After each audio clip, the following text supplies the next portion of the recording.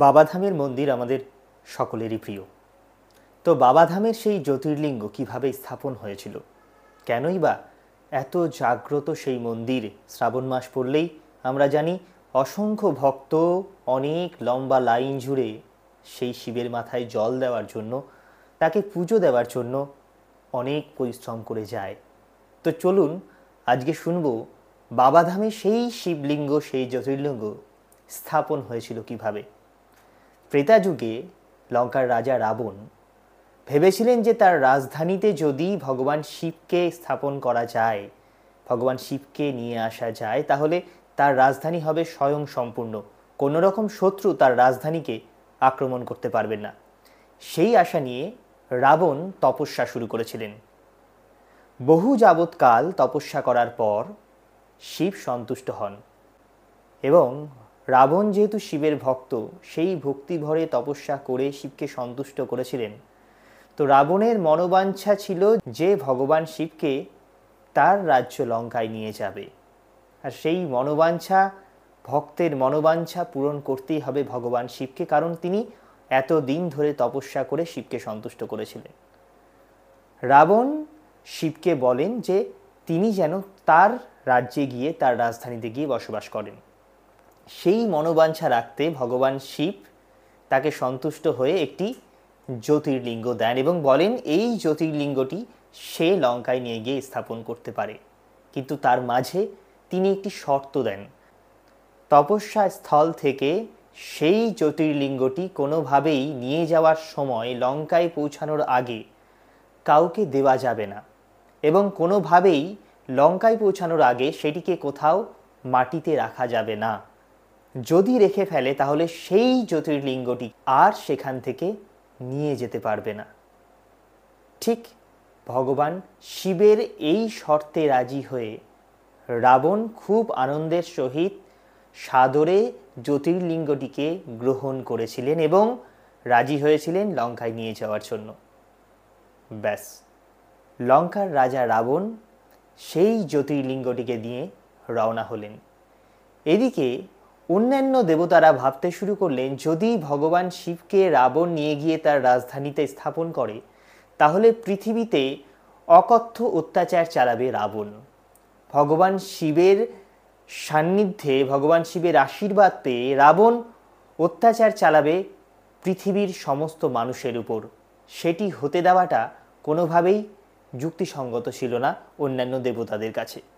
ঠিক তাই ভগবান বিষ্ণু সমেত অন্যান্য দেবতারা একটি ফন্দি করলেন। তারা অনুরোধ করলেন জলের দেবতা বরুণকে রাবণের উদরে প্রবেশ করতে। সেই অনুরোধ মেনে রাবণের উদরে প্রবেশ করেছিলেন ঠিক সেই মুহূর্তে জলের দেবতা বরুণ।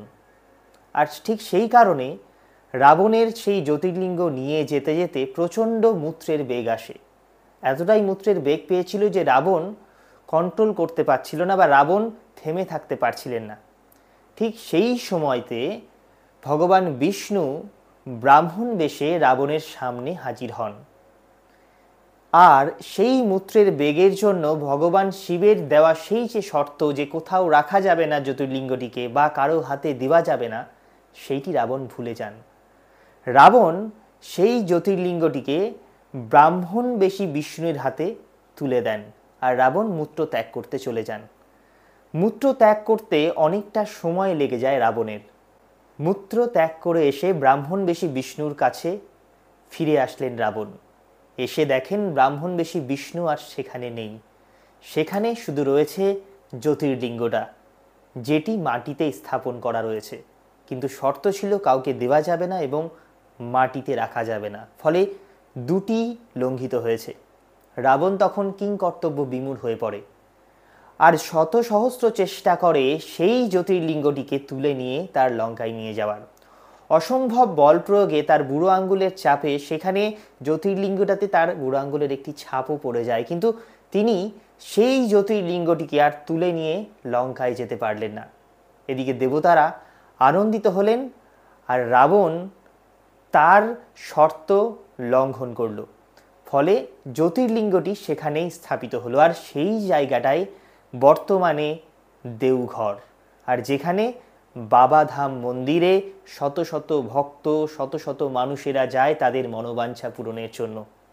হ্যাঁ, সেটি স্থাপন হয়েছিল এভাবেই। আর রাবণ যতদিন বেঁচে ছিলেন এই বৈদ্যনাথ ধামে, এই বাবাধাম মন্দিরে পুজো দিতে আসতেন তার লঙ্কা থেকে, এমনটাই শোনা যায়, এমনটাই জানা যায়।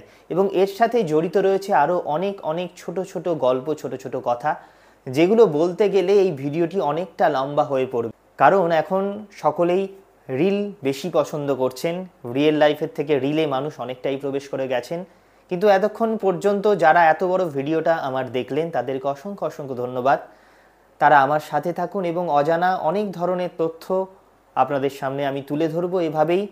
আর আপনারা অবশ্যই জানাবেন কমেন্ট করে যে কোনো রকম অন্য কোনো গল্প যেটি এই তথ্যের মারফত আপনাদের আমরা জানাতে পারি বা আমি জানাতে পারি, সেই তথ্য আপনারা শুনতে চান, অবশ্যই কমেন্টে লিখে পাঠান। সকলে ভালো থাকুন, সুস্থ থাকুন, আর সবার শেষে বলুন নমঃ পার্বতী পতে হর হর মহাদেব। ধন্যবাদ।